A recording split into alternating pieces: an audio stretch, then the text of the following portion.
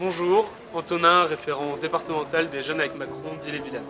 Bonjour, Cassandre, vice-référente départementale des Jeunes avec Macron 35. Ravie de vous présenter cette vidéo. Tous les mois, nous vous donnons rendez-vous sur YouTube pour évoquer ensemble les projets des Jeunes 35. Cela sera aussi l'occasion de vous montrer les différentes mesures prises par notre gouvernement. Nous allons commencer cette première vidéo avec les mesures pour la jeunesse et les actions menées ce mois-ci par les Jeunes 35.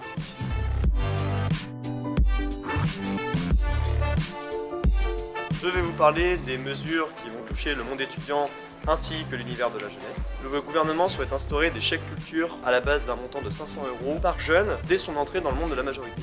Le gouvernement a débloqué dans son projet de loi de finances 2018 700 millions d'euros supplémentaires pour l'enseignement supérieur. Ces 700 millions serviront notamment à rénover des amphithéâtres qui sont dans un état pitoyable et dont la rénovation devait être faite depuis longtemps.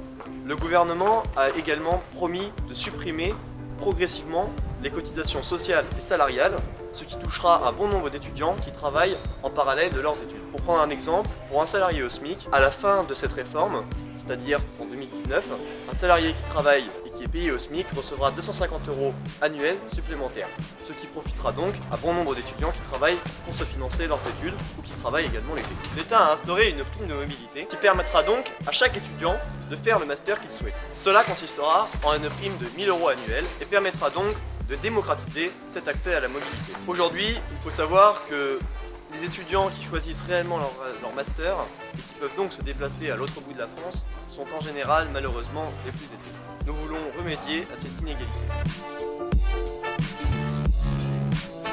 Le 3 octobre, nous avons pu rencontrer le secrétaire d'État chargé du numérique, Mounir Majoubi. Nous avons pu discuter de la politique numérique et de ses enjeux tels que l'intelligence artificielle, la dématérialisation administrative, la taxation des GAFA, Google, Amazon, Facebook ou Apple, mais aussi de l'ubérisation ou de la médecine numérique entre autres. Mi-octobre, nous sommes allés à Vitré pour rencontrer la députée de la 5e circonscription d'Ille-et-Vilaine, Christine Cloarec.